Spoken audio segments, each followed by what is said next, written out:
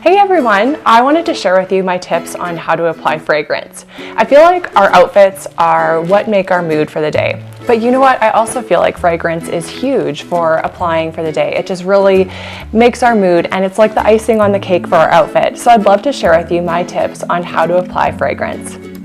So a part of this, I am featuring Juicy Couture's collection, a part of 3, the Viva La Juicy collection. So I feel like, first of all, the number one tip is actually find a fragrance that you love.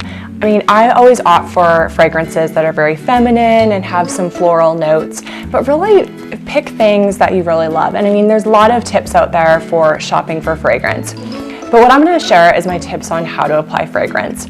So when I'm putting on one of my favorites, my first thing is apply right after the shower. So our skin just has clean and natural oils, which will help absorb the fragrance much better.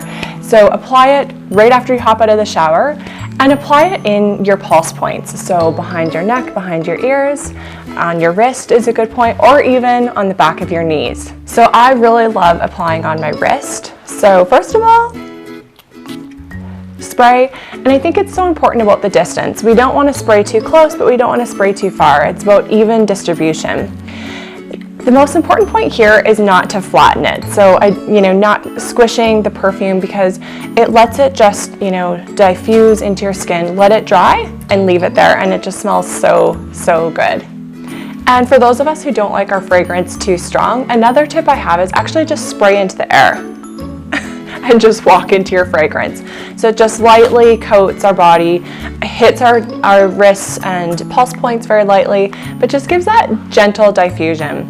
So that's another tip, is that, definitely gauge how much you're spraying. We don't want people to smell us from across the room when we're coming in. I mean, it's really just arm's length, a gentle smell that, like I said, is the icing on the cake for our outfit. My other tip is avoid mixing scents.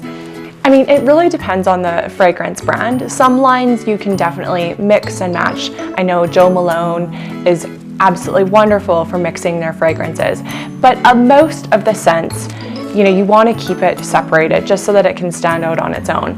Mixing of scents tends to mix different components and things together, and then you really lose the essence of the fragrance. So I would avoid mixing and matching of different scents, and just, keep it to itself. Thanks guys for watching. I hope you found this helpful. I would love to hear from you. What are your favorite fragrances for fall? Be sure to comment below, and also subscribe to my channel, Velvet and Vino.